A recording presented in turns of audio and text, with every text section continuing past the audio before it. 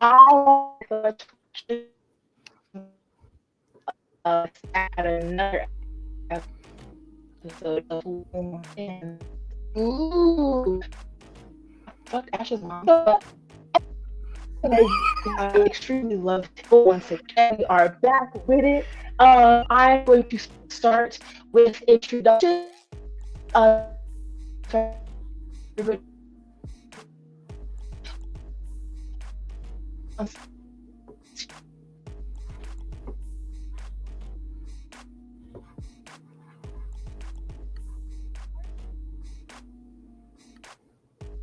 Baby, I lost you for a moment. Did you say my Same. name? I believe it was Arnica, yeah. Yeah. You know what? I'm going to go ahead, pretend like you said my name. We'll do the intros and give you a second for your internet to catch up with your charming face. Hi, I'm Arnica. And I'm here playing Kiva, who is absolutely, you know what? Kiva's tired. Kiva's tired of this bullshit. This is not normally how, even with her luck, this is not normally how trips go. She's gonna fix this come hell or high water. And I would like everyone to know that it is my fault that everyone is talking about Jesse and Delia. If you know, you know. You're either a fan or you're not a fan yet. And if you're not a fan yet, I'm telling you, go to Kianime's Twitter account. I'm gonna drop it for my whole group when we're on break, and you'll see that the wholesomeness, the rightness of this ship will have hit them. You'll see it on their faces when we return. I'm gonna bounce it over to Yawn. Oh Lord, I can't. First of all, I know you're a real Pokemon fan when you call Ash's mom Delia, because nobody knows it's Delia unless you are about that life, okay? Um, but hello, y'all. I am Keon, aka Brother Keon, on these internet streets. And if you're looking for me, you can look me up at Brother Keon across all platforms, and that is brother spelled the black way. But yeah, I will be playing Nico today, and I am super excited because I'm out here swimming with my besties and all that. It's gonna be great, even though I got Sistine on my back. And I'll toss it on over to the apple juice. Hi, y'all. It's Apple Juice. It's Apple Juice spelled like Beetlejuice. I am on TikTok, barely, so we'll see how that progresses. But like I said, got some stuff cooking in the YouTube vaults later, so check that out there. Yeah, I'll be playing Rebel, who is the wannabe sorcerer, current magician, and they're at the bottom of the ocean, y'all. They're at the bottom of the ocean chasing some magic artifact. They have a flower for a hand. And yeah, we're excited to get this started. We're just swimming around and nothing crazy. And I'm not stalling for time right now, but who knows? It's whatever.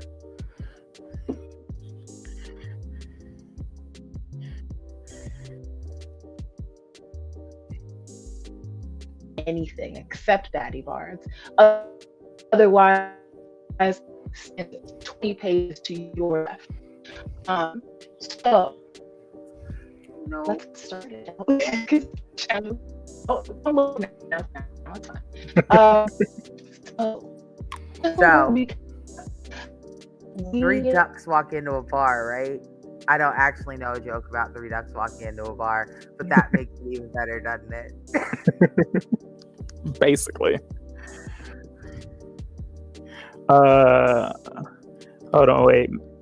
Mac and cheese, they can't understand you. You're getting real robot over there.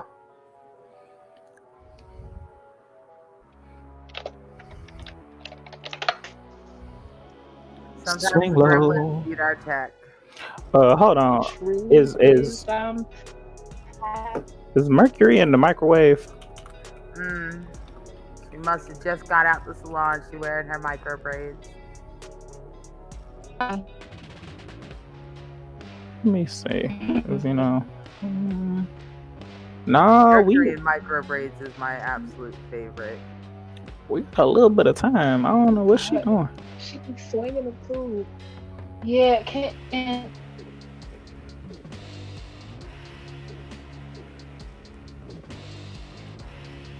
Yeah, I'm having trouble hearing you too now. Do we want to take 10 and kill some gremlins?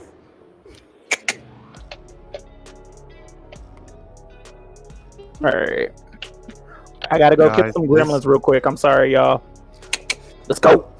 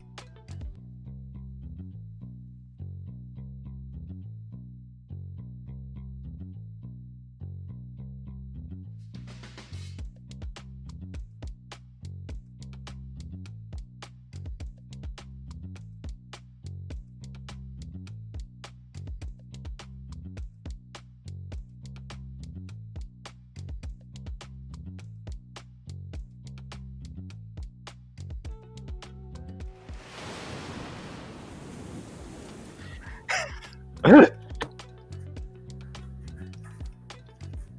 we back? I believe so. It looked like we back on my phone. I think I'm here. Yourself. Okay. Physically, are we present? Wonderful. All right. So we are back. Sorry about that. You know, black people. You know. So Black people. we gotta tell this. So we to where we left off.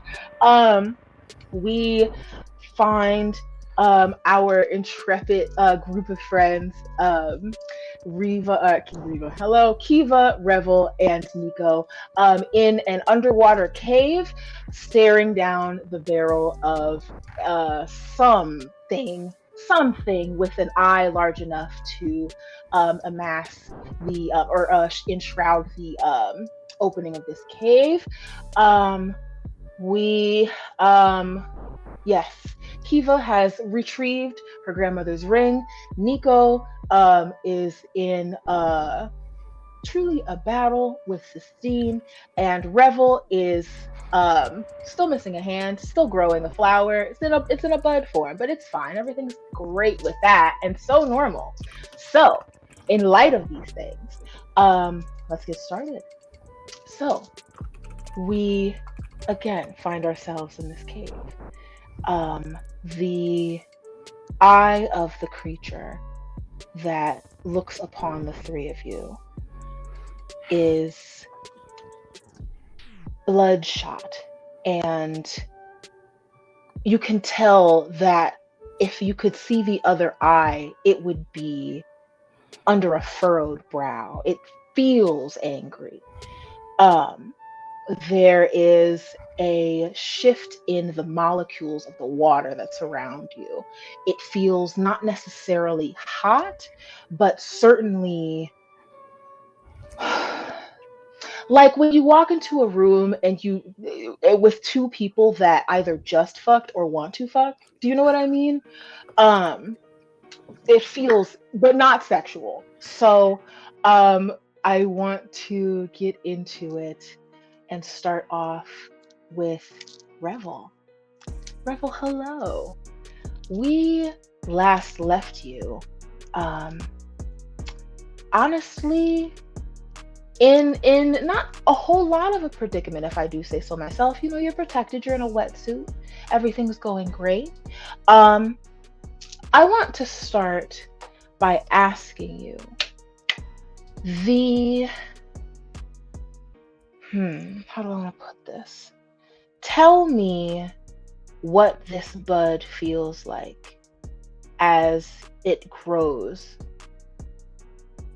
Because it hasn't bloomed just yet, but it does feel like it is getting bigger. I think right now it feels like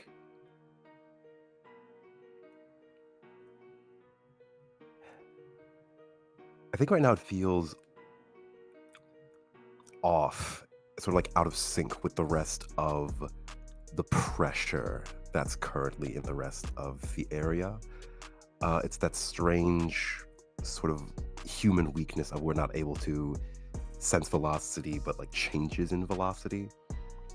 Like we know when a car is speeding up, but like we can't really feel it when it's on like a steady speed. And so I feel like as Revel is underneath this water, he can feel that this thing where his hand is supposed to be either has so much less pressure or so much more pressure than the rest of like the area around him, and they can't quite put their finger on it, but they know that it is so drastically out of phase with what the rest of his body is and what the rest of his body does that it's almost tangible.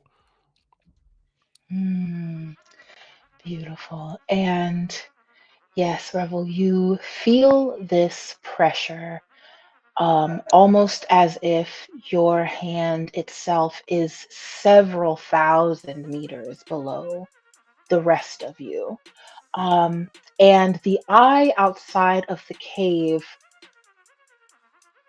in the same kind of metaphor of, or the same kind of example with the experiencing changes in velocity, you feel the eye scan the room, sort of land on the bud, and you feel that acceleration, right? You feel like you are being thrust through the space directly to him. You haven't moved an inch, but you feel definitely like you are being drawn to him at a rapid pace. And he looks around, and once again, he says, "Where is she?" And I think that, I think I'll ask all of you, as this creature looks for whatever it is that it's looking for, what in your body makes you sure that this thing is not just this thing? And I will start with Nico.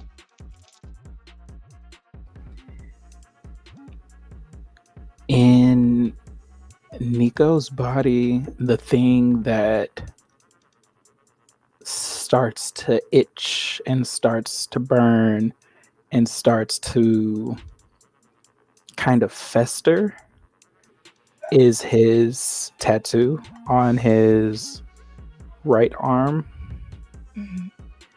where the stone is that kind of ties him to sustain. And the kind of the hotter it gets and the more it starts to itch like a rash is where he understands that something bad is about to happen. Something very bad is about to happen. Interesting. You feel that itch sort of spread from your tattoo sort of into the small of your hand and into the crevices in between your elbow, or behind your elbow, and you see Sistine sort of start to kind of rub her arm in the same way. Kiva, how do you know?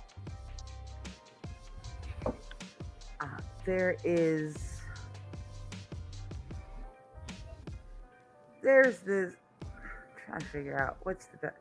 So have you ever really had that deep anxiety itch, the one that sits on the inside of your breastbone, where you can't oh, your anxiety literally itches. It sits between your heart and your sternum, and it just spreads across your chest, up your throat, up your face, the back of your neck. More importantly, across every single one of your thoughts. You can't get away from that anxiety itch. And that's the same feeling that crawls up through her as she finally looks up from, she's been so enraptured in this ring, in having it again, in holding it, that she really hasn't bothered. This is really the first time that she looks up and slowly peers over her shoulder. And you peer over your shoulder to get a glimpse of this thing. And it sees you, but you sort of hear it calling for whatever it's calling for, sort of further back.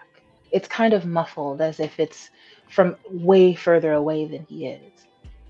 And you hear a small whisper that is somehow blaring in your head. And it says, "You know where I am." Revel, how do you know?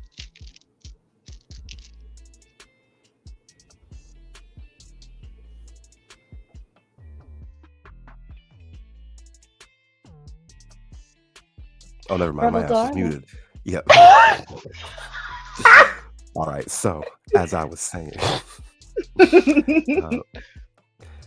think Revel is innately a person who just tries to look for deeper meaning, the thoughts between words and the subtext sort of like behind expressions. And I think as someone who just sort of like naturally looks for all of that, they're always sort of on that assumption of, oh, this person is not what they seem, or this thing is so much more than it seems. And I think like for the first time, Revel's like clued into that, not from a sense of like anything supernatural, but just from a very grounded, like, oh, I'm a magician and there's a trick to like every magic. And so sometimes you just have to look at things from like a grounded perspective. They're like, what the fuck is this person doing down here? It's the bottom of the ocean. And I think that just kind of clues them in. It's like, oh, clearly there's something more going on here, but they're not quite able to figure out what yet. And Revel, you begin to sort of come to this realization. And as you do, the creature sort of floats back from the eye of the cave, and you see Sistine again.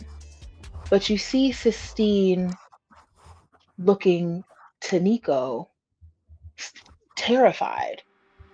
And as you look back to this creature, you all take in. I want you all to make a ruin roll for me. As you look at this creature that is the closest thing to a whale that your brain can come up with. It's this hulking figure that truly looks like it has been alive forever. You can see the bones inside of it wrapped under a thick layer of glowing siphonophores that sort of undulate around it and kind of seemingly keep all of its body parts inside of it. It does not have a whale mouth. It sort of extends out like sort of like a swordfish, but not exactly quite to a point. It sort of kind of comes out almost like a muzzle.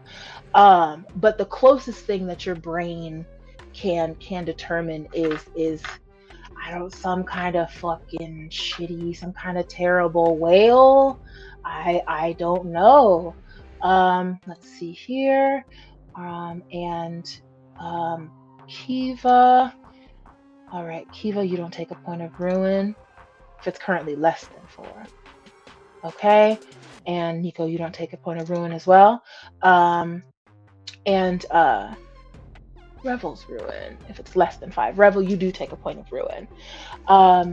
And as you look at this thing, you feel the bud of the flower on your hand begin to kind of grip. You feel pressure on your wrist initially, but it sort of flickers out, kind of shoots up the veins of your arm really quickly. Like it feels like it's something suddenly holding your veins, like the skin of your arm, like in and down.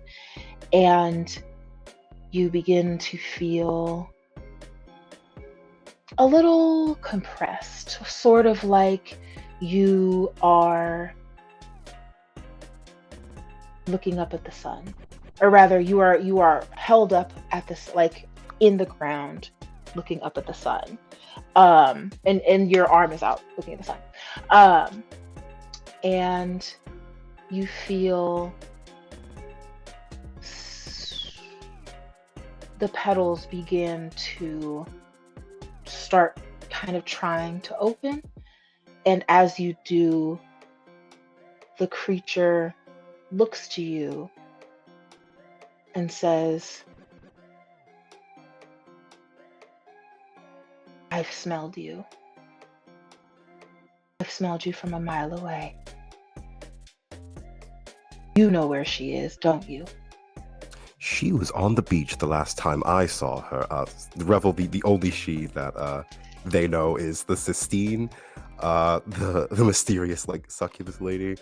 She Mhm. was on the beach the last time I saw her. She Don't gave you a flower. She does not do that. Where is she? she? I haven't seen her since Revel just like points in the vague direction of like upwards, up on the surface. I don't know what her name was. I don't know who she is. I don't know why she gave me a flower. I'm very lost. Hmm. Um, and as you're explaining this, Nico, you can see Sistine initially looking to you for some sort of protection, sort of hiding almost behind you. Feeling, you can kind of feel her in a way you never have before. She's usually very assured. She, has been alive for quite a long time, and so there's only so many things that could really shock her. But you feel her fear, and you feel the tattoo start to cool. It doesn't feel like a comforting coolness, but it feels like it goes from hot immediately to like a cool water that still makes it feel hot when it comes down, if that makes any sense. And hmm, Revel, you and Nico watch as Sistine melts into the ground Where are you and going? sort of reforms up next to you, Revel. And she puts her hand on your shoulder from behind you because she's sort of still kind of ducking out of sight of this thing. And she says, he's right about that flower. You she wouldn't have given it to you if she didn't see something in you. I think like Revel is like not necessarily like stage whispering, but like ventriloquism, like my lips aren't moving, but I'm speaking like perfectly clearly, whispering like, I thought you were she. What are you talking? Who is she? So Sistine has never actually. Does it look like Sistine is trying to bond with this motherfucker? It looks like Sistine is at least trying to hide from this motherfucker. No, I Or mean hide behind this Revel. motherfucker. Yeah, no, I know. Oh, okay, okay. Like it looks trying at least to hide behind him. But you, let me ask you this: do you hear this? Sistine talking? Sistine talking to Revel across the room. I feel like he would see her lips moving, but not actually hear the words. Okay. And Nico, do you get jealous? Yes. But it hasn't happened in a long time. Tell me because about what is there to be jealous of when you quite literally have everything given to you? But when the things that are given to you are taken away, the jealousy fills the void. What a beautiful way to put that. And that void that was filled once by any number of things now being sort of kind of emptied from the bottom and topped off with little kind of beads of jealousy. Kiva, you're absorbed in this ring. This ring has been whispering to you something about time frames and getting back everything. When the creature regards you, looks to the ring, back to you, and says, "Acolyte, I've known your kind, but you can't stop me. I'll get to her." It's almost time for me to understand what I've done and what's happened. So I hear some of it, but not all of it. I think we just went off air. No, are we still live? No, we're still live. We're my still phone. live. My Yeah. phone just randomly hung up on us. Okay. I apologize. But yeah, it's the part of me that knows that there's something that we're due to remember soon that recognizes almost what it's saying to me. Because it does sound further away, right? It you can almost hear him regarding you and keeping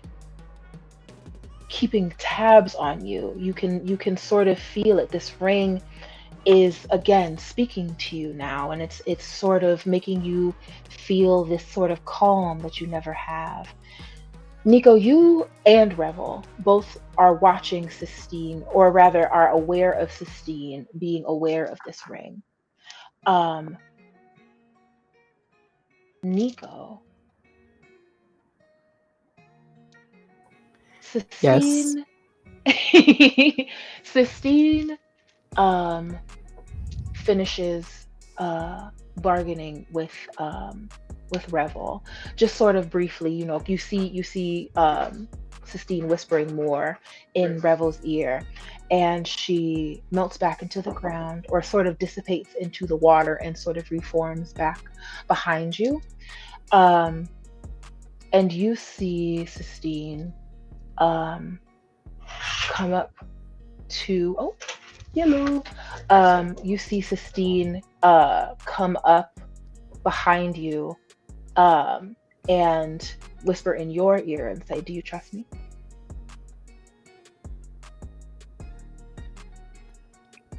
She whispers to me, "Do I trust her?" Mm-hmm. Okay, cool. Without answering that, I rebuttal.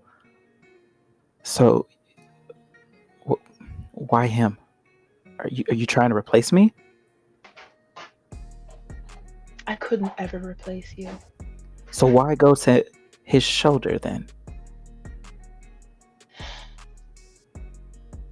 Do you remember when we first met? I helped you with that test, and I sort of just started writing it out for you without you thinking about it. Yes. So I think that it would be as difficult for me to do that with Revel as it was with you. Revel doesn't have... So you do want to replace? I don't want to replace you. I can get the ring. If the ring is what you want, I can get it from her. Well, will you? And she issues that challenge. And Kiva, you are being told by this ring that no harm will come to you, but you'll need to approach this creature. Do you approach? Okay, like I need to put on a scuba suit and go outside approach, or I need to walk up to the window and be like, giant eye contact approach. I have questions and concerns before I jump outside. I'm too black for this. It's far more of a get to the window, but realize that you feel this urge to get closer. And as you do, you hear this ring say to you, "Now, baby, you know I never leave you astray. I would never do that to you, darling." But you just gotta trust me. Alright. And all Q has wanted for so long is just that comforting knowledge. Just the knowing that she is holding just the power of her ancestors, her grandmother, her great grandmother, their knowledge, their wisdom, their guidance. And so to have it back again, doesn't even hesitate. She was told, I got you, baby. You got to trust me. And she's going to. Kiva, thankfully, man, I can't believe how distracted these dudes are. This is now the second time that I've just kind of wandered over to the airlock and went, no one's looking? Cool. I am waiting for Kiva to make a step away from us, by the way. And I do. I make that step away. I've got my back to everyone else, and I am reaching for the airlock door. The second you take that step, Nico calls out to you, Kiva, don't stop.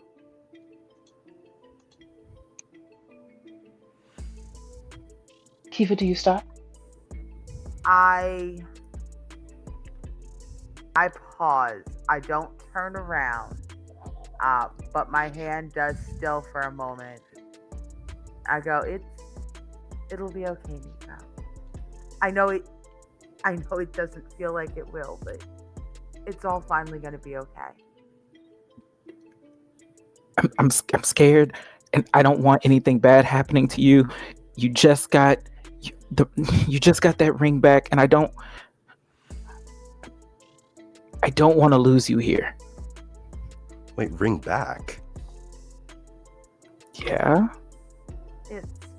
It's hers. Huh. Sistine balks at that and says to you, I thought, whose side are you on? Do you want the ring or not? Why would it be hers if it's mine? Because she's still holding it. Technicalities. Sistine. Do I? Sistine still kind of see sucks her teeth. this teeth? It's Effa. Yeah, yes you do. Yes you do.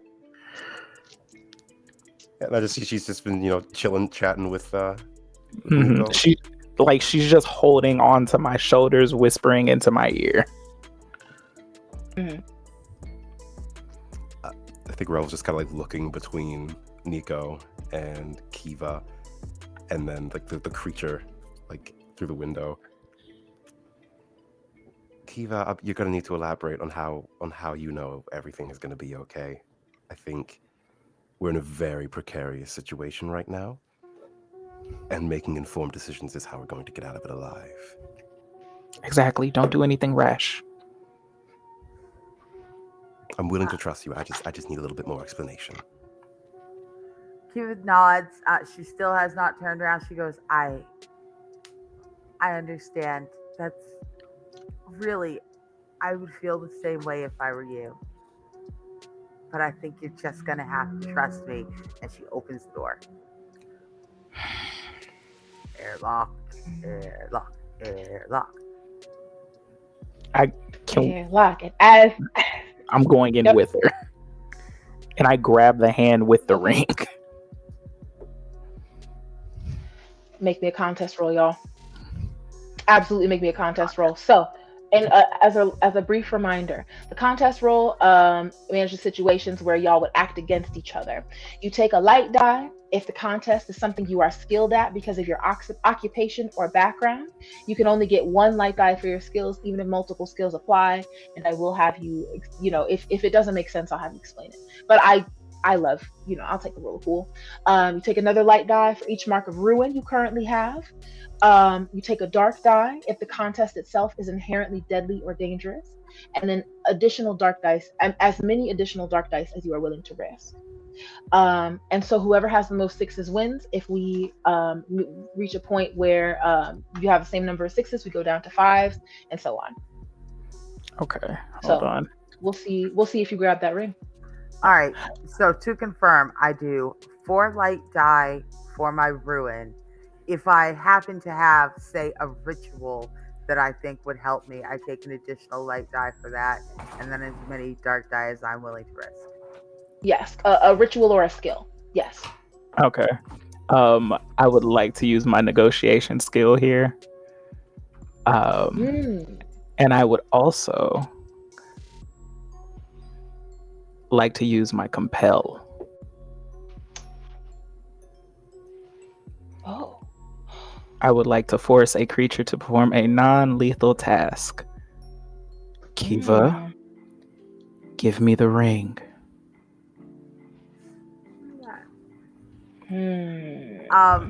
So well, interesting. Hold on. I would like to use. I'm using. I thought about using my skill silence, but instead I'm just gonna go ahead and I'm gonna use my ritual wail, in which produce a disorienting sound. So let's see. We both got 2 6s. Ain't that a bitch? Okay, 2 6s.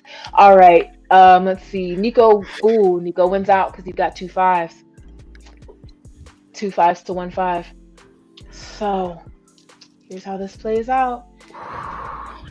I will even allow for you both to have done your let's see, your rituals. And let me actually give me just 1 second here. I want to make sure of something.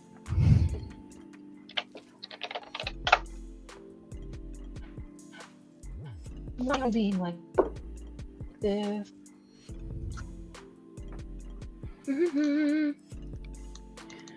Before we started, I said, I'm sorry, Arnica.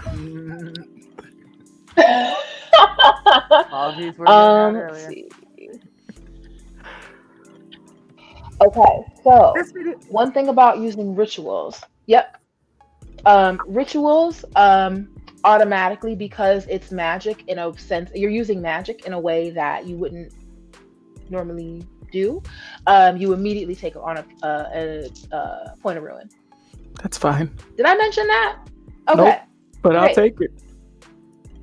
So sorry. Yes. I If love you that. use spells, you get ruined. So you are at 5 points of ruin right now, which once again means that you can sabotage your teammates in order to, or your loved friends in order to get your devious needs met. But the way that this plays out is, Kiva, you step towards the door and open the airlock, and Nico, you slip in behind and sort of do the same thing, trying to, get at least to the door with Kiva. And you put your hand over her hand and you say, Kiva, give me the ring.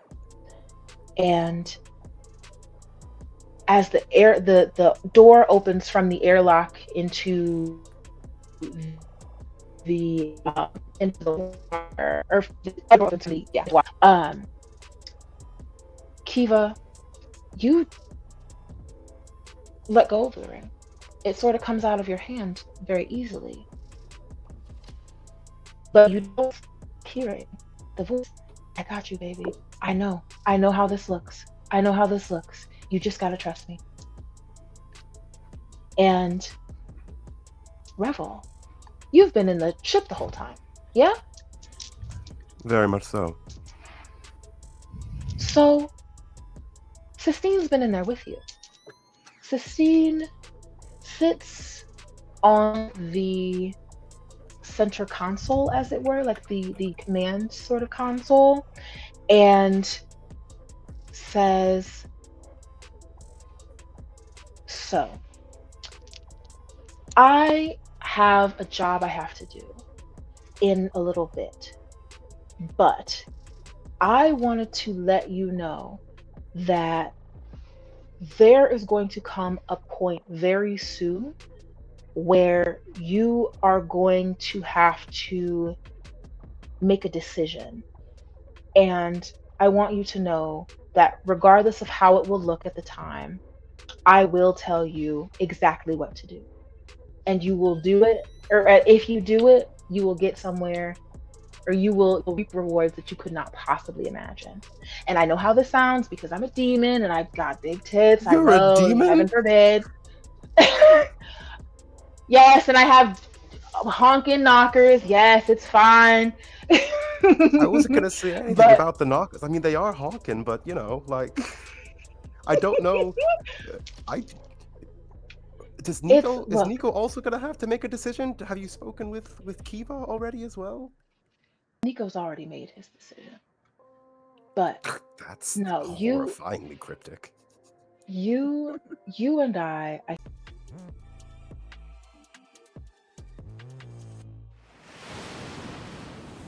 Okay, hello. We had a couple of technical difficulties, but we are back with Sistine and Revel in the ship, having a sweet little, extremely normal conversation about magics and what have you.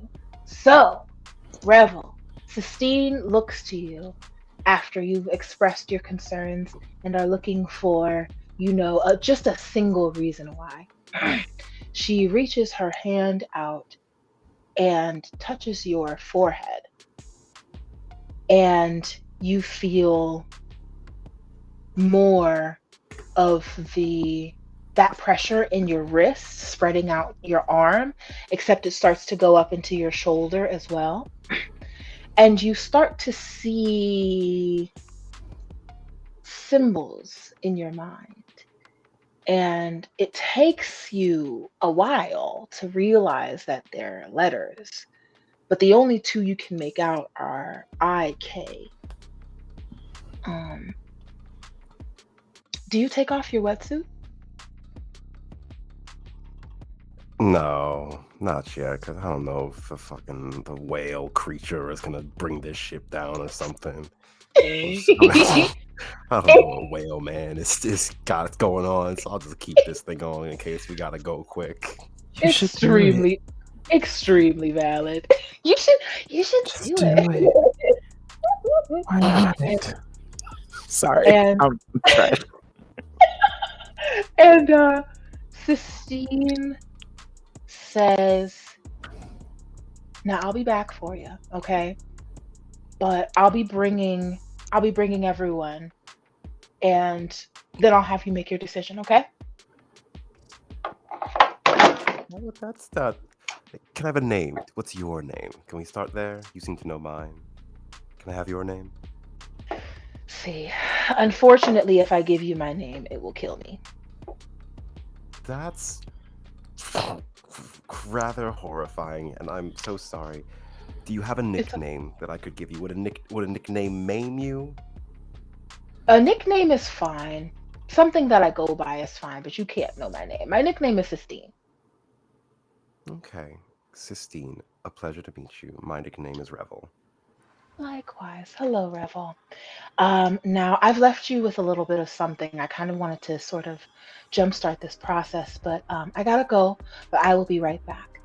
And she sort of dissipates. And Revel, I want you to describe for me your first real magic trick. I think Revel right now has flowers on the mind. And I think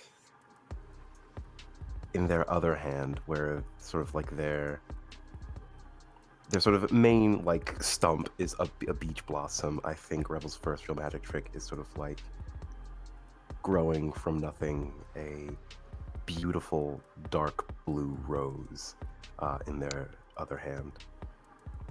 And this rose doesn't even materialize out of thin air. It feels like to you, and if you were to look at it, you are pulling it out of where it was into where it is. Like it looks like it is coming from your hand into reality. And the rose smells beautiful. The rose smells like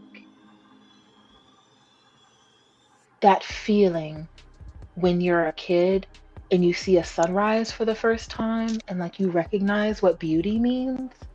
It smells like that. You feel me? So you experience this, and Sistine travels down through the water to Nico and Kiva, who are currently, I assume, in a pursuit for this ring. Nico, you have the ring, yes? Yes, I do. And Kiva, are you concerned about that? So as Nico and I were in the airlock together, and Nico said, "Give me the ring." I am deeply concerned. I was turning around to give him the most blandest of reassurances, and just without really my knowledge or consent, just my hand unfolded, it just dropped it into his palm. And my first instinct was to fight for it back.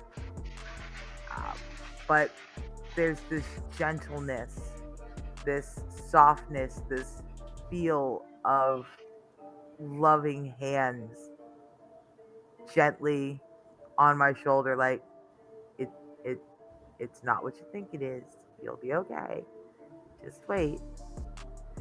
So I haven't attacked, but I'm standing there. I'm shaking. I'm like, Nico. Kiva. Nico, give me my ring back. It's okay.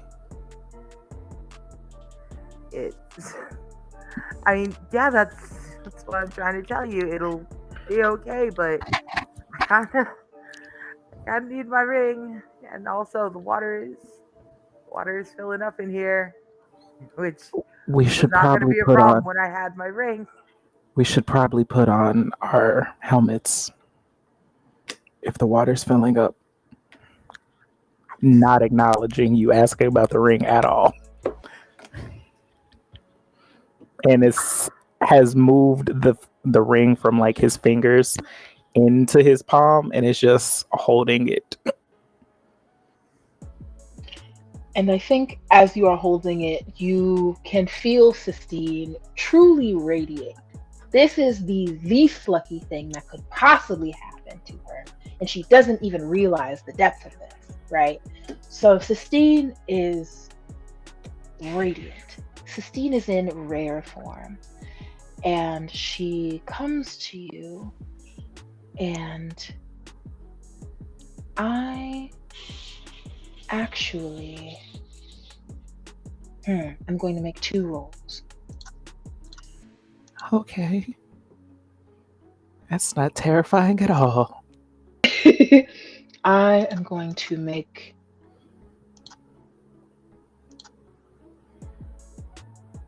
great. All right. That's 1. 1 moment, please. Phenomenal. And Sistine. A bunch of things happen at the same time. The creature feels imposing, right?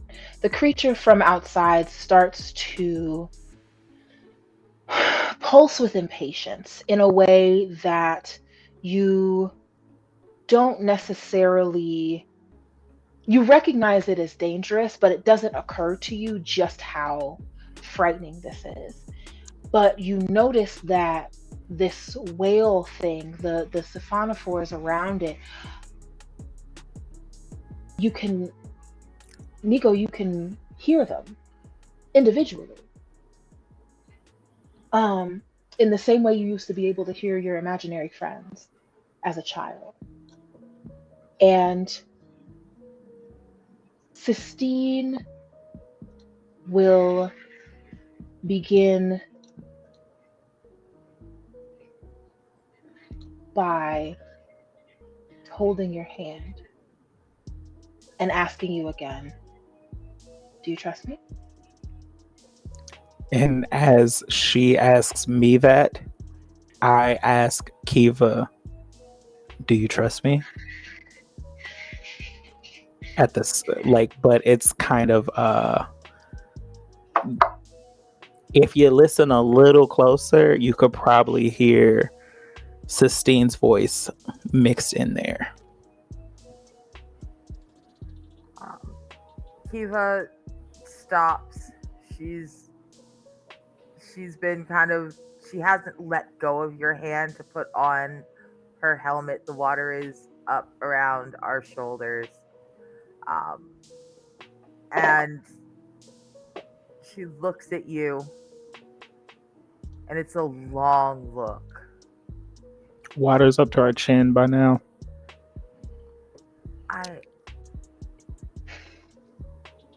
Yes.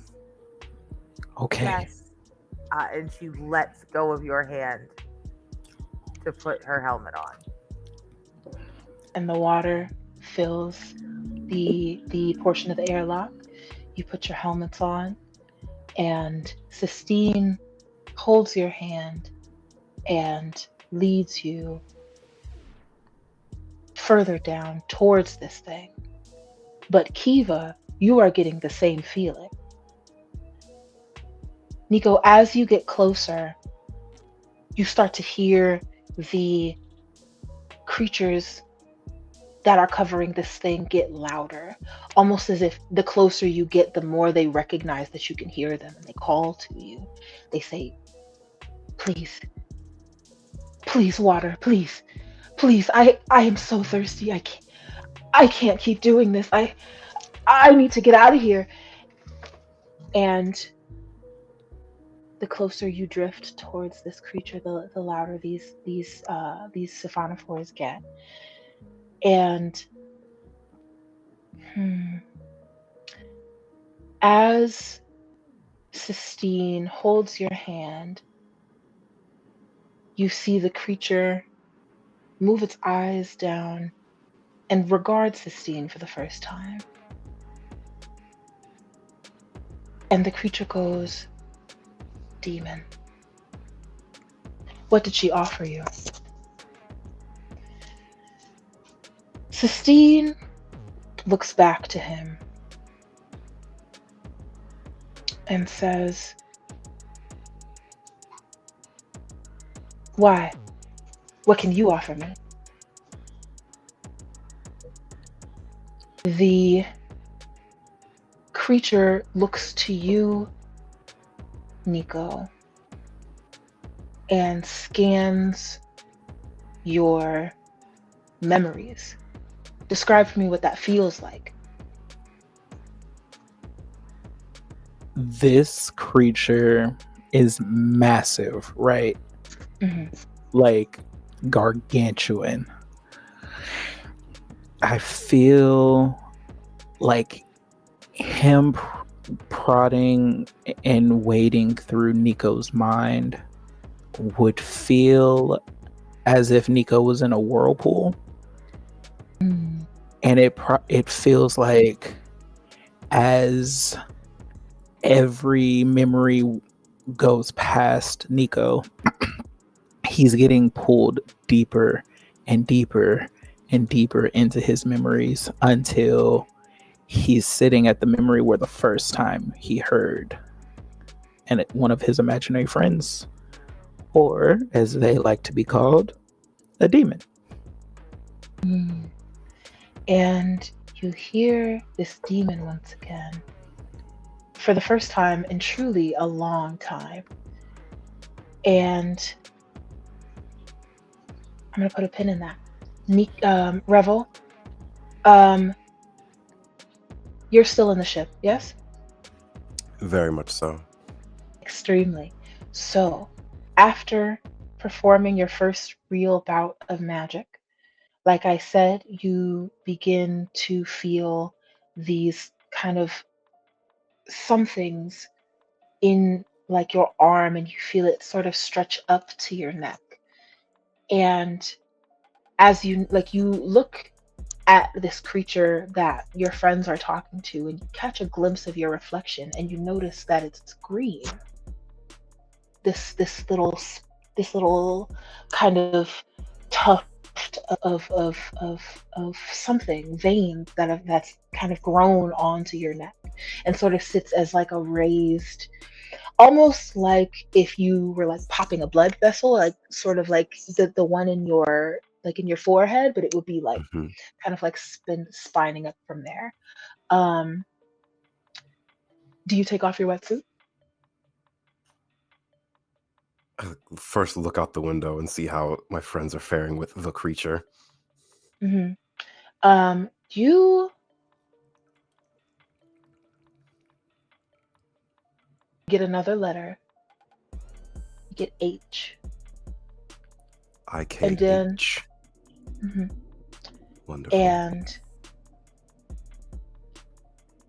you see for the first time a glow around Sistine and Kiva, and it's the same one, and it's connected.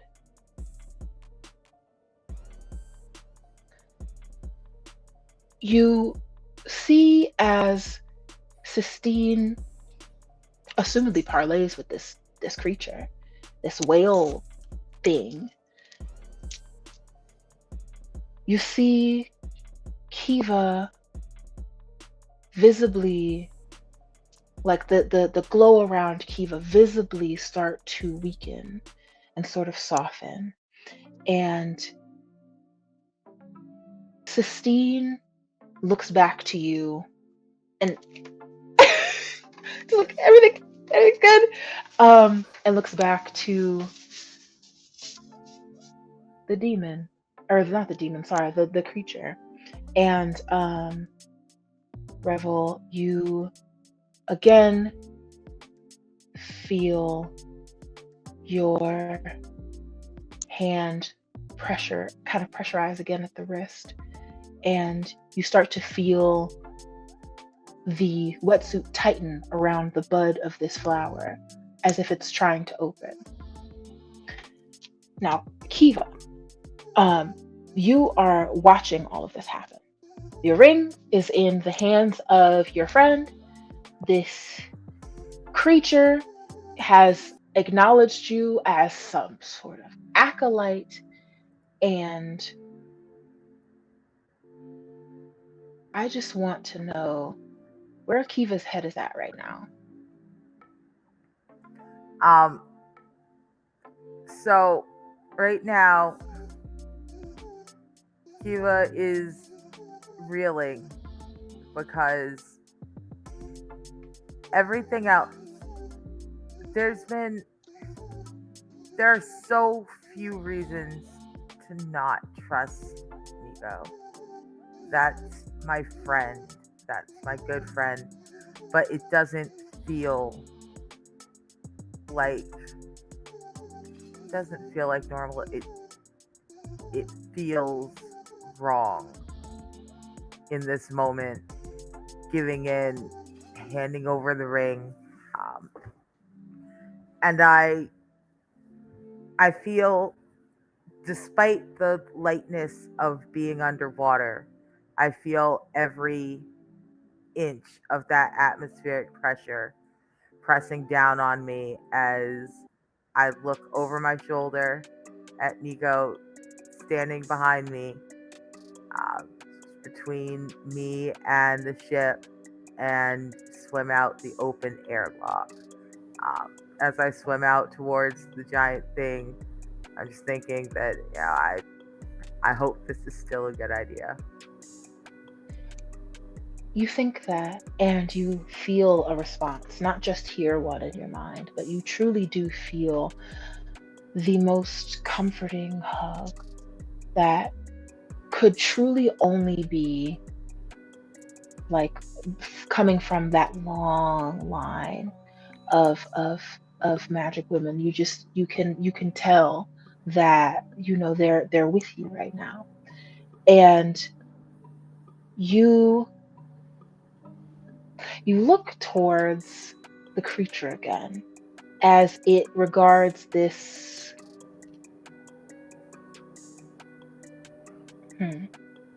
You look towards the creature again, and you hear the creature speaking. And there is a feeling of there is a sudden feeling of relief washing over you, as if somehow you're almost done. Does that make sense? Like, not to say you're going to die, but just to say that, like, your work is almost over. It doesn't make sense, but it's something she understands. She doesn't know why she feels it, but she doesn't fight it. She doesn't understand, but she does feel like maybe at this particular moment she doesn't need to. Kiva fights to understand things. She doesn't like not knowing a thing.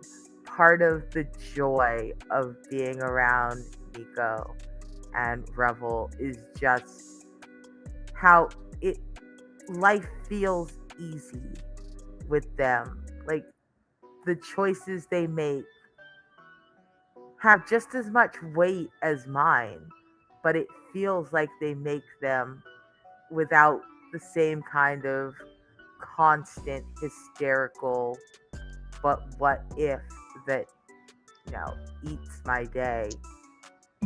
And I'm wondering if maybe this is what it feels like to be them, just being like, no, I'm making a great decision. I can tell. And you begin to feel some odd camaraderie with your friends in a way that you never have. And as this feeling sort of washes over you, Nico, Sistine has finished setting up the ritual for what is this? Hello? Sorry, 1 second. Okay. I'm scared. No, it's okay. Yeah, Sistine has finished setting up the ritual inhabit, which is basically possess a creature. Oh. And Sistine, as the creature in front of you, acknowledges Sistine and once again says, "What did she offer you?" You feel your own mouth open and say, "This and more." The creature looks you up and down, Nico, and you can feel it regarding you, not Sistine on the inside, but you on the outside. And he blows air out of his nostrils. Well, not air, but bubbles out of his nostrils. And he says, "Well, I'm sure you know I can double that, right?" Your mouth opens and you feel yourself say,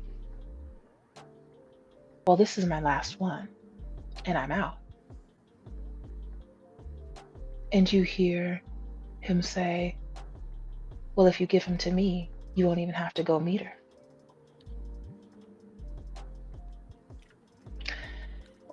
Nico, Okay. I want for you to describe to me your happiest moment.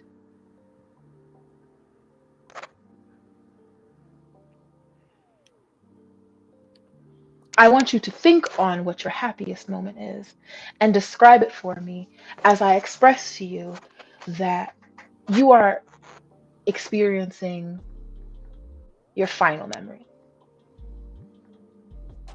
Tell me about your happiest moment. Okay. I think as Nico's body begins to betray him and he realizes that he is a passenger in his body, and as things slowly start to move a little more calmly for him for the first time this evening, he's back at home packing up clothing, and not even just like packing up like to go anywhere. He's just packing up clothes to just do laundry. And as he's like got this full bag of clothes, he's walking through the house, going into his kid's room. He stops in Niall's room, his son, and picks up a couple things for laundry. He goes in Thame's room, his daughter, and picks up some more stuff of her. And as he goes down into the kitchen, he sees his husband sitting there reading to the kids and playing with them. And in that moment, it's like he's already on vacation. It's just like a day that he doesn't have anything to do, and he's just watching his kids. And when they see him come through, they call him over, and because they're like, you've been busy at work all week. We haven't seen you. We haven't got to spend time with you. So he goes over and he just plays with his kids and laughs and has a good time with his family. And that's definitely his happiest memory. Because with them, he doesn't have to try. With them, he doesn't have to put up a front. And with them, and in these small moments with his family, he knows that Sistine won't hurt them, because everybody else that he interacts with, there's a chance that she'll hurt them. And with them, he doesn't have to feel like he's a ticking time bomb. I think, like Kiva, you experience a wash of relief. Like I don't have to worry about being a danger to my family. I don't have to worry about bringing this sort of thing home to them. And you are immediately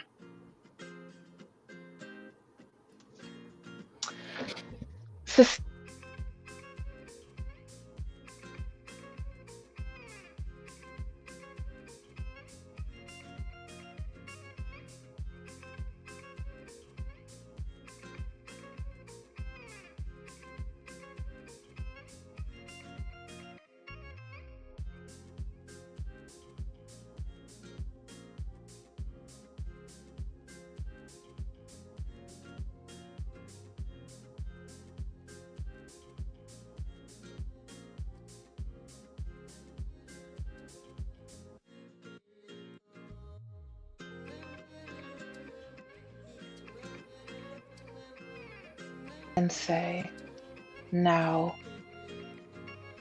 when I go to see her and I tell her that you're here, will you still be able to double what she's going to give me? And he looks to her and he says, if you can find a way there, that means that I can. And Nico, you hear, I can, almost as if it's coming from a loudspeaker in the kitchen playing with your children.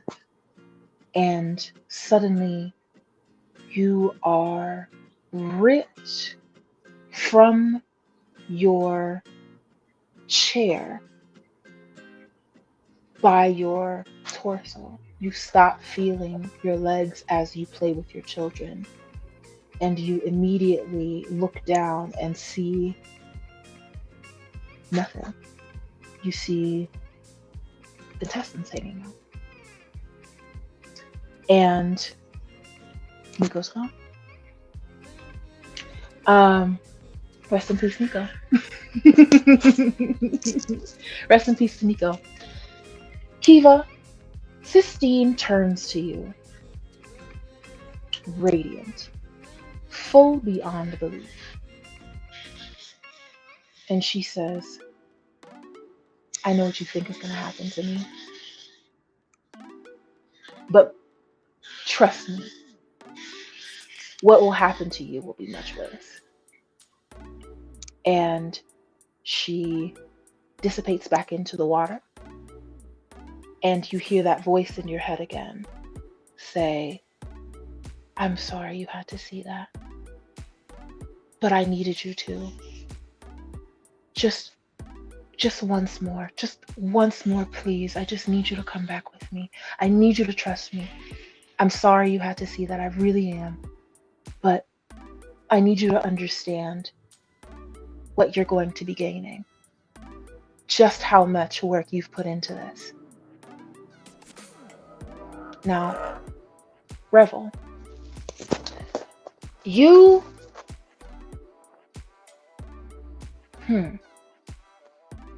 This blue rose... I see from my... Yeah. You are not exactly facing the front of the creature, so you can sort of see kind of Kiva off to the side, sort of floating, but you don't necessarily see all the way through it. It is clear and you can see like bones and what have you, but you don't necessarily see all the way through it. But what you do see is this creature sort of kind of briefly move its head back and forth, and you see its stomach fill. And Sistine appears next to you. She asks you, will you take off your wetsuit? Will the creature sink the ship?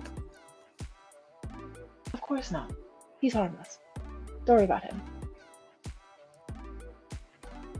What's the trophy dark equivalent of like an insight check? Hold on. Because I think Revel just like looks at her with the most deadpan expression, and then just like looks out the window at the creature, and then just like looks back at Sistine, and just like slowly holds up their stump hand. Well, she, you know what? I don't think there is one, so I'm just gonna play it. So she looks at the hand, and she kind of like, he didn't even do that. He's gonna be fine. He's got beef with the person who did though, and apparently I like smell like her now, so. Well, look. If we can just,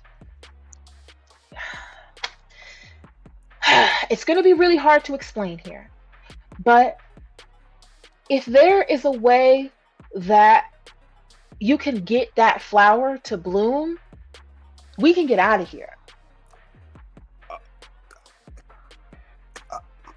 Okay. All right. Take off the fucking wetsuit. Sistine says. Well, I did it, but like Revel's like already. Like fuck, I'm doing it. Oh, wetsuit. I can't see what was happening. There's my wetsuit goggles were blurry for whatever reason, and you know the window doesn't have the best thing. Like, what's happening out there? What's the weird connection between you and Kiva? So,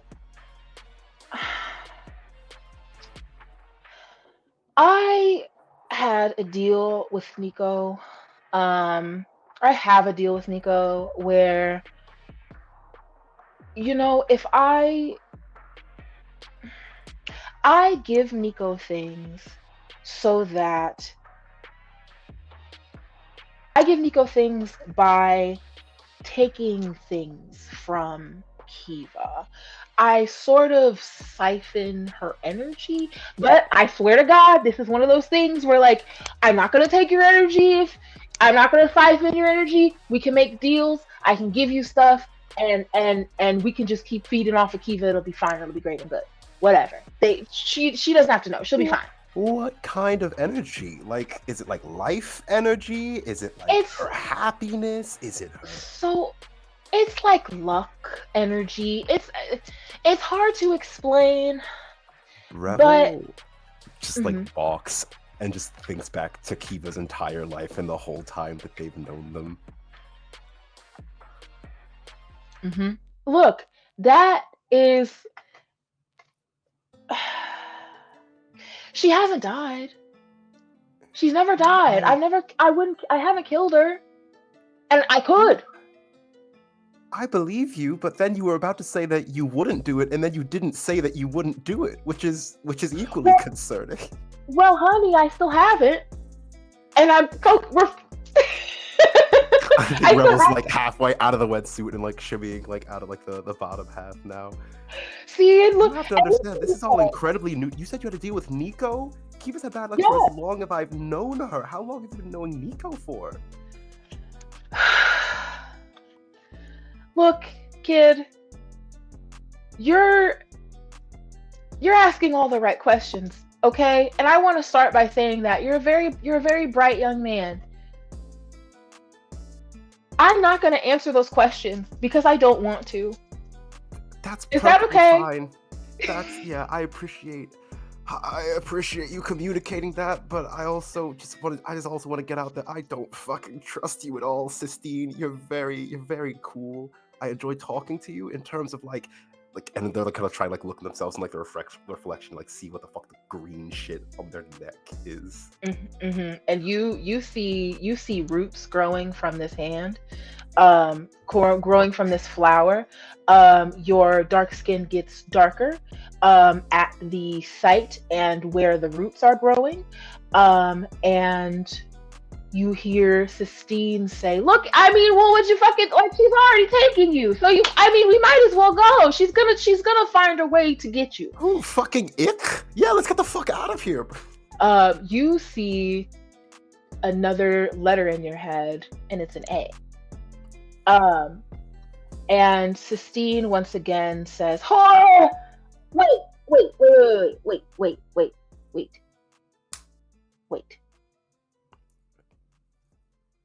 Ick? You thought it would just be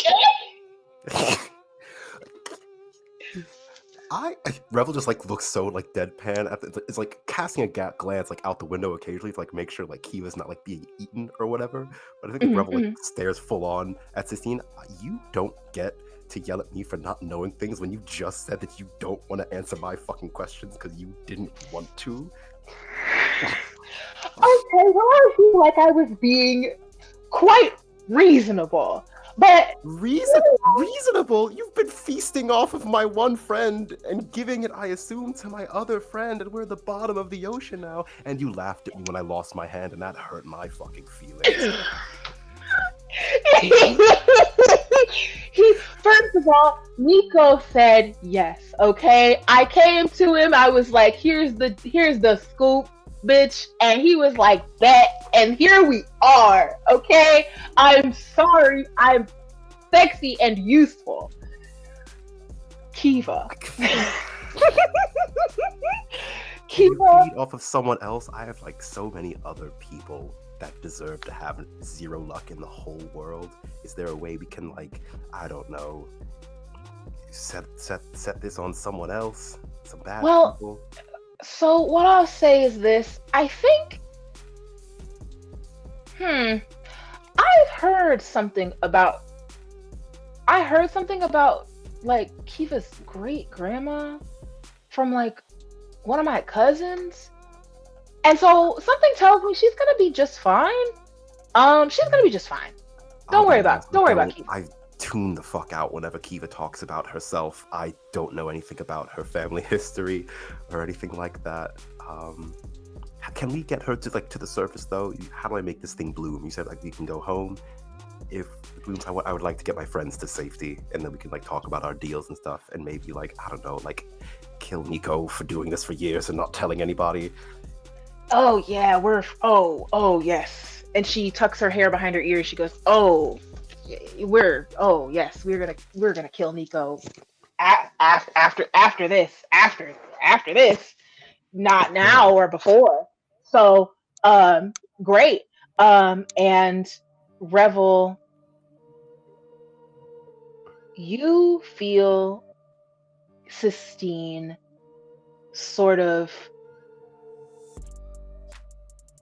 flinch, and you see the tie between her and Kiva, which hasn't broken by the way, sort of weaken, and you feel her sort of go like, or not feel her, you hear her go like, oh fuck, what happened?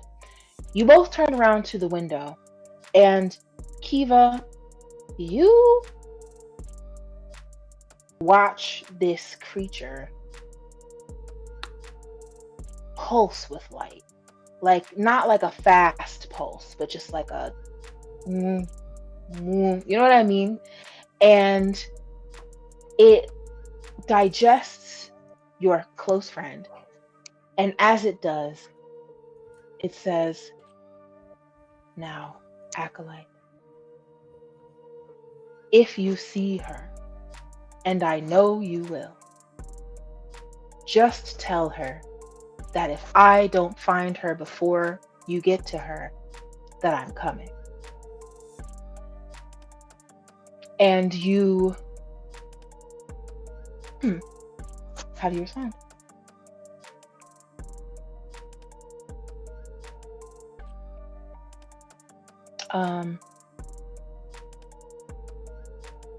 It would help if I unmuted. So I've just kind of been floating there in a state of absolute shock. I've just been staring at where Nico was.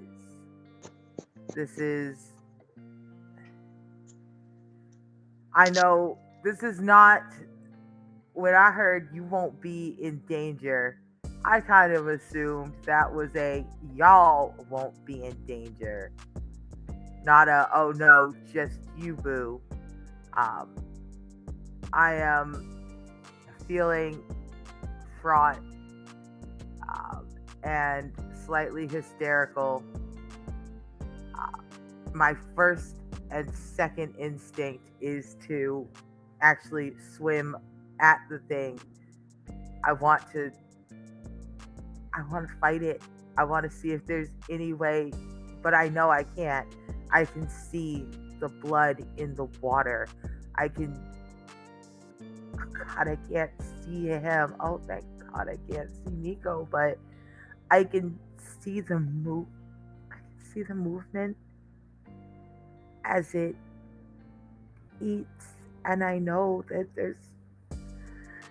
there's nothing I can do to save him, and there's nothing I can do to fight this thing. But what I can do, and I swim backwards a little bit so that I get one good view of it. I said, you want me to tell her you're coming? Okay. I'll tell her you're coming, all right. And when you get there, and you show up wherever the hell it is we're supposed to be, you better have Nico or a damn good answer for me. Or you won't have to worry about her, whoever she is. He looks to you with some almost admiration-filled look. And he says, he looks to the ship and back to you. And he says, "Oh, I see. You came to harvest me." And he says, "I will do you a single kindness of letting you not attempt to harvest me and just go back to your ship. But I will not allow you to stay here for much longer." And he huffs a little bit of air out of his nostrils again and pushes you into the direction of the ship.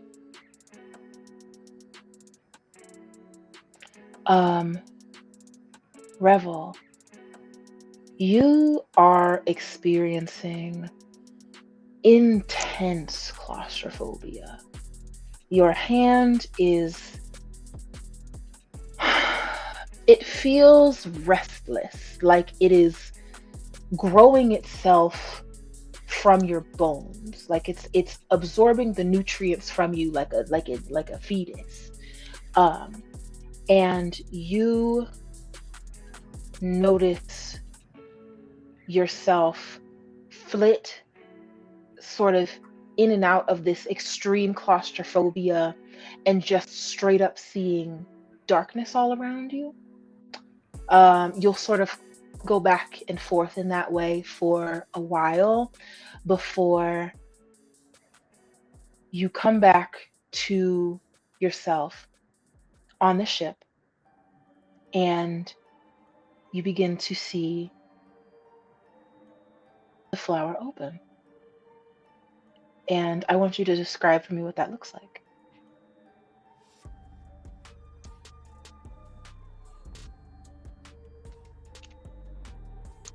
If you're not muted.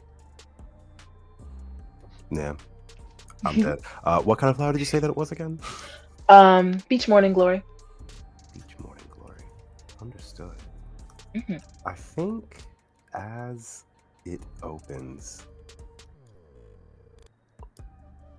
that's similar sort of like light lavender-ish, like purple that Beach Morning Glories, or like this purplish like pink that Beach Morning Glories tend to be.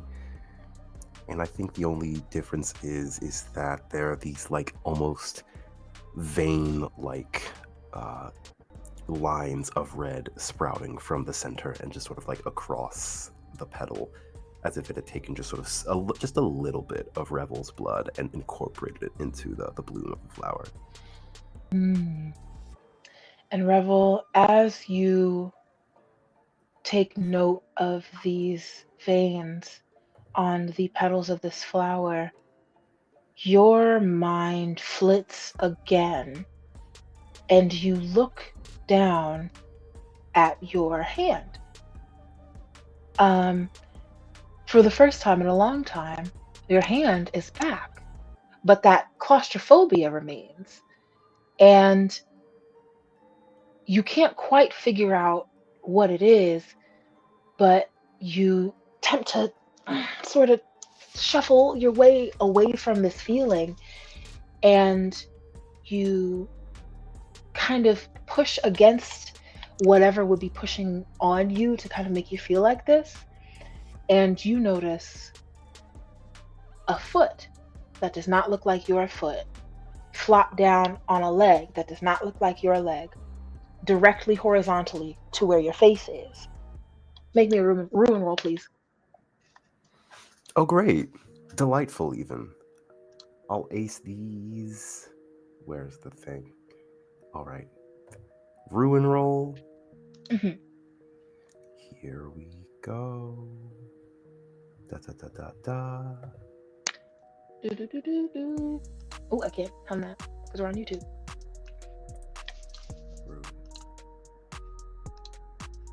Well, it goes up. Uh-huh. That was a straight 6. That's tragic, fam. That's Oof. Rest in pest, my friend. So yeah, bad trouble.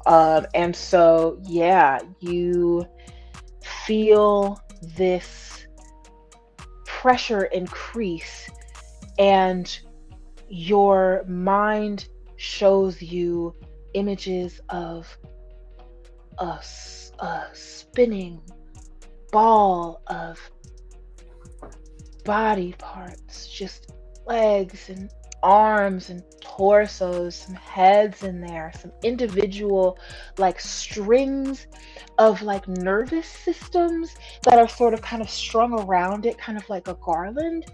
You blink and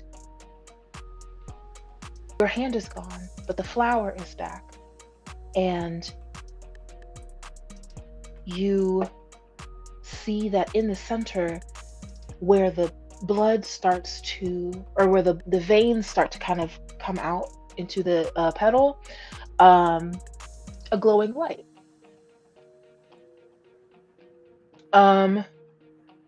Kiva, have you made it back to the ship yet?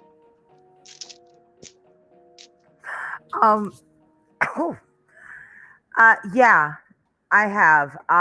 As soon as that buffet of water really kind of knocked me back towards the ship, I went ahead and I turned and I started swimming towards it hard and fast. I've got to get Revel out of here. We already lost Nico. I've got to get Revel out of here. Yeah. And so, yeah, you swim as fast as your legs will take you back to that ship. You get in that airlock, depressurize, get into the ship, and you see Nico. Not Nico. Yeah, not yet. You see Revel. Yeah, it's Wink. You see Revel. Revel, how do you acknowledge this flower happening? Are you standing? Are you sitting? I think standing, just kind of Okay. looking down at it. Okay. You see. Yep. I'm just trying to like inspect the light and either like see if I can't like use it to try and like get home, or like what the vibe is of this light at the center of this little flower. Okay. Yeah, you are regarding this flower, and Kiva, you see this, and that voice of your grandmother sort of comes to you again and says, we can get back that way.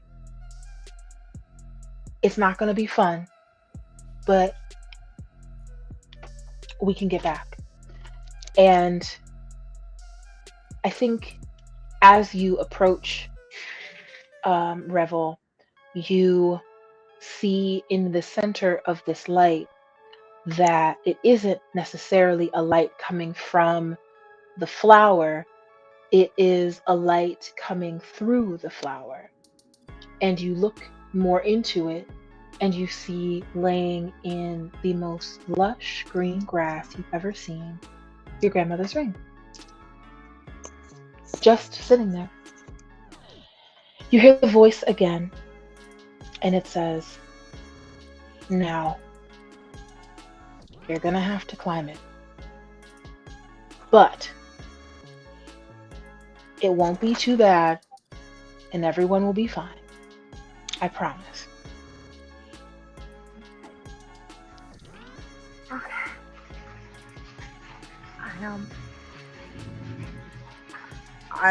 My hands are shaking, and as I take off the helmet, just Revel, my face is just ruined. It's a mix of shock and rage and sorrow and tears, and I'm just like, I don't.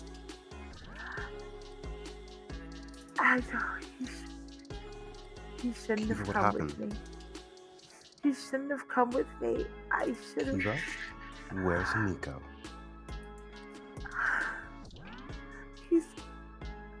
He's gone. It moved so fast. he was there, and then he was gone. And there was a woman, and she... Kiva, you look to your left and you see that woman. You see that blue, gold-eyed woman.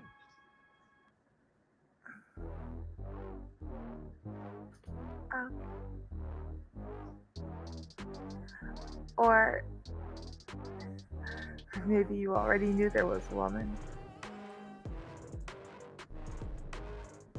Do I also see the woman? It's Sistine.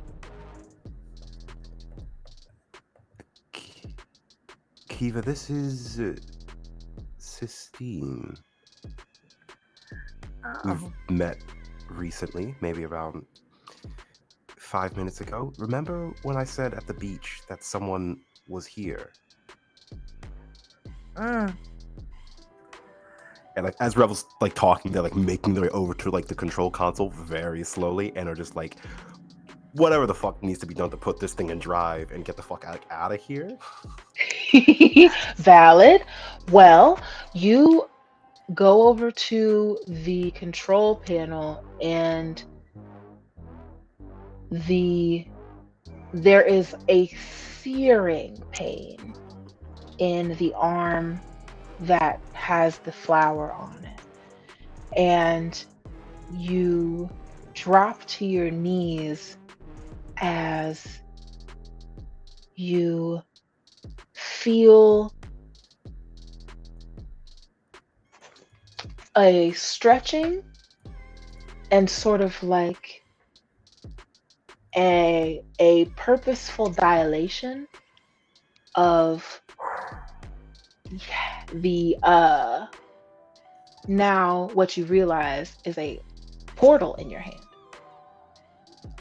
The creature outside looks to you for the first time, Revel, and says, in your mind, I knew I smelled you. Kiva, do you get in? Yeah.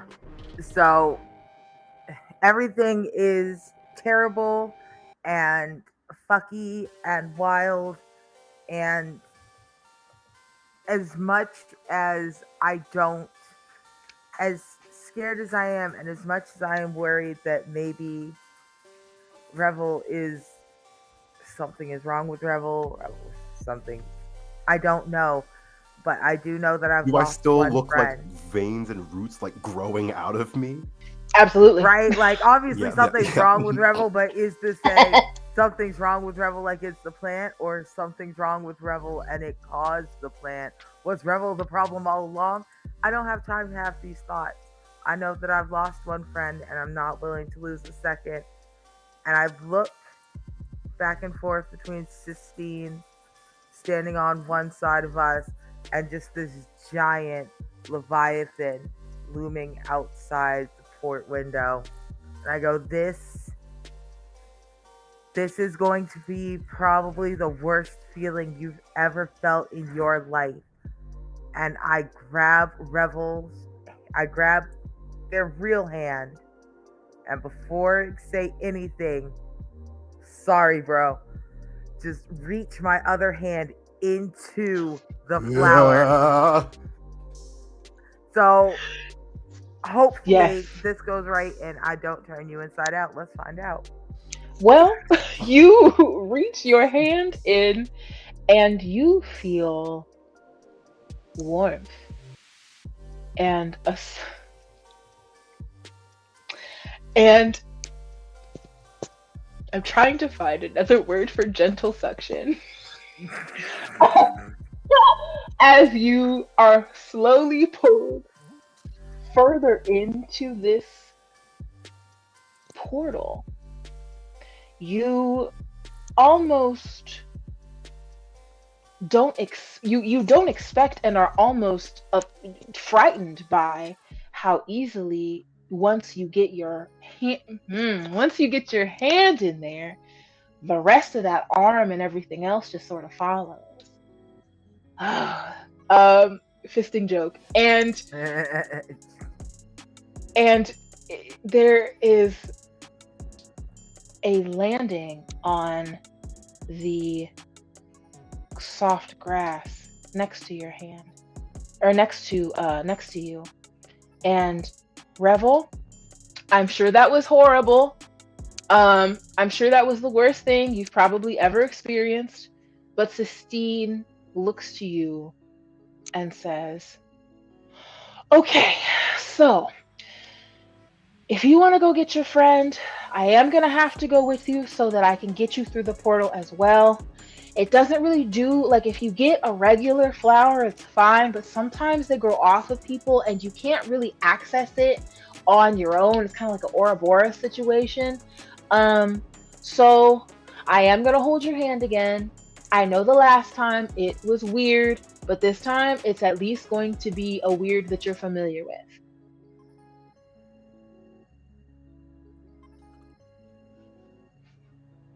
Yeah.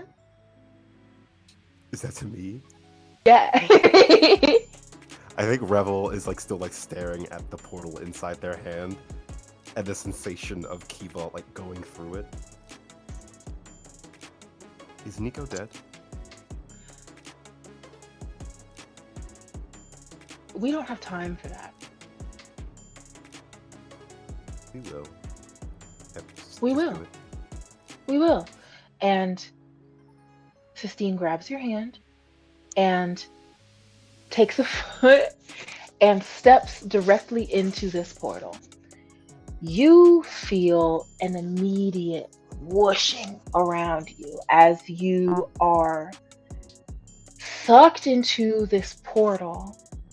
And as you land on the grass and go to catch yourself, you realize your hand's there again. And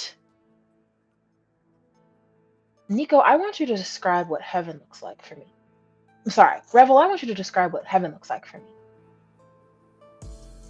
Oh, heaven. Yes. Great. Sure. Heaven. Easy. Heaven for Revel or just heaven in general? For Revel. For Revel. I think heaven for Revel looks like sort of like what you were describing, this very lush green grass. Not necessarily a clear blue sky, but an almost sort of like bright silver to the clouds, but sunbeams sort of shining through on particular points of interest, or just sort of dotting the sort of landscape with the god rays. And I think there's wind, but for the most part it is a clear, crisp air and serenity. And ideally for Revel, privacy, but that's not quite the case with Sistine and Kiva here now. Mm-hmm. But I think it's just an open space and the sense that you have all the time in the world to do the things that you want to do. There's a sense of unhurriedness in the atmosphere. There's a sense of contentment. Yeah. Beautiful. And as you feel that sense of contentment and peace wash over you, Kiva, describe what heaven looks like for you. So it is when I shut my eyes when I climbed through Revel's hand, and I kept them screwed tightly shut as I twisted and was spaghettified and remade and dilated through and dropped out all these terrible things in a millisecond of a millisecond, faster than my brain could comprehend, but so thorough that I won't ever forget it. And when I open them, I'm laying on my back in some very thick grass. It's still close enough to spring that the grass is soft. It hasn't baked in the summer long enough to become that hard cutting grass that you can't lay in and play in. This is like that real good thick May grass. And I'm laying underneath a tree that's filled with glass bottles. The sunlight is coming through. It's coming from a million directions because it's bouncing and refracting out of dozens and dozens of bottles. When I was a kid, I used to think there were fireflies in some of them because if you laid just right, you could see little glows kind of moving around in some, but not all. Looking up at them, I can still see some of those little glows. I can't tell what they are, but I know they're not fireflies, not glowing that brightly against the daylight. It's quiet. It smells like heat and kudzu and a hint of a thunderstorm. And I am in my grandmother's backyard. And you both experience this sensation of being in heaven. And Revel, you get those last two letters, L-A. And that's where we'll end it. Thanks, y'all, for playing with me. Do. I would like to start off by saying thank you to our producers. Thank you to our folks. Yes, thank you to our producers. Thank you to the mods when we were having mods. We are now on YouTube. Shout out to the platforms and what have you.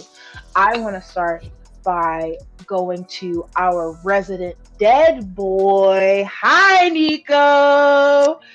What do we think? What's good, motherfuckers? How's it going? What's good? I'm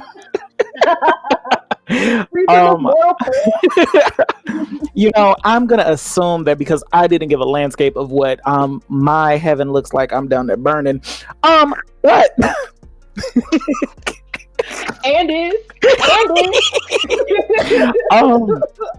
But hey, you lovely motherfuckers. My name is Keon, aka Brother Ooh, I almost gave you the old handle. My bad. AKA Brother Keon, brother spelled the black way. And yeah, I played Nico Hightower, and by George, I had a blast this session. I don't know if that says anything about me because I enjoyed being an ain't shit nigga this session the most, but either way. But yeah, if you are looking for me and all of my shenanery, you can find me on the internets at Brother Keon. That is BRUTHAQUEON. I've got a lot of shit coming down the pipe, by the way. I got a list over here. So I have on June 10th, we have an episode of Hillard U Class Delta coming out. The 16th, that Sunday, we have Arcane Revolution hosted by Coco Mac Productions, aka my bestie, and somebody else on here will be joining me for that. That's gonna be fun. And I will also be partaking in a Fae Twilight Gala hosted by Key and Sword on the 9th, which is next Sunday. So yeah, I'm a busy little bitch. I will also be running my own sessions coming up in July, and I am very excited for that. So yeah, booked and busy. Okay. Period. Okay. All right, what? Well, I'm pretty booked for a dead bitch. Okay. She's a bad zombie, okay? Real bad. Yes, I'm going to kick it on over to Miss Arnica. Hi, Arnica. Hey. Hi, everyone. Thank you so much for hanging out with me. I'm Arnica. I've been Kiva, our super unlucky girl who, surely my luck has changed because Nico got 8 instead of me. Like, this has got to be the turning point, right? You can find me anywhere. You can write the words Arnica X Ross, Twitch, Twitter, Hive, Blue Sky. Catch me on Fridays. Yeah, catch me on Fridays over on Valorant's channel for Morphs in the Bayou, our Morphs in the Swamp, our Animorphs Blades in the Dark game. It is absolutely spectacular. can take the Andalite out of the eugenicist society. But we really discovered this week that you have a lot of trouble taking this eugenicist society out of the Andalite. I was the Andalite. And on June 19th, come and catch us over at Booker's Way, where I will be running on Girls Run These Worlds, one of my Booker's Way campaigns, for our Juneteenth game. Casting will be closing soon, so please, I hope to see you there. If you want to sign up, go over to Girls Run These Worlds at Twitter. Lord, I'm tired. I skipped my nap. It's not my fault. Yeah. We'll never do that again. And last but never least, Apple High. Hello. Like I said towards the beginning, I'm Apple Juice. It's Apple Juice spelled like Beetlejuice. I am the aforementioned person who's going to be kicking it with Keon in Arcane Revolution these coming Sundays with Coco Matt Productions. Very excited for that. There's a lot of chaos going on already. I'm also, involved with BaddieBards, obviously, and like I said, got a few things cooking up in the YouTube, so keep an eye out for that. And yeah, that's little old me. Ooh, wonderful. Okay. And last and least, don't you dare. I'm lying. It's a lie. I'm late. I know. All right. Hi, my name is Mac. I have been your GC, like a game collaborator more than anything, and like not to like to my own horn or whatever. But I am truly just on BaddieBards. I'm gonna be on a couple of panels for some things. I'm gonna have that. We're gonna put that in the links and all that sort of stuff. But other than that, I am usually on BaddieBards or buried at least 6 feet underground. So, thank you all so much for hanging out with us today. And make sure you wear your life jacket. Yeah. Bye.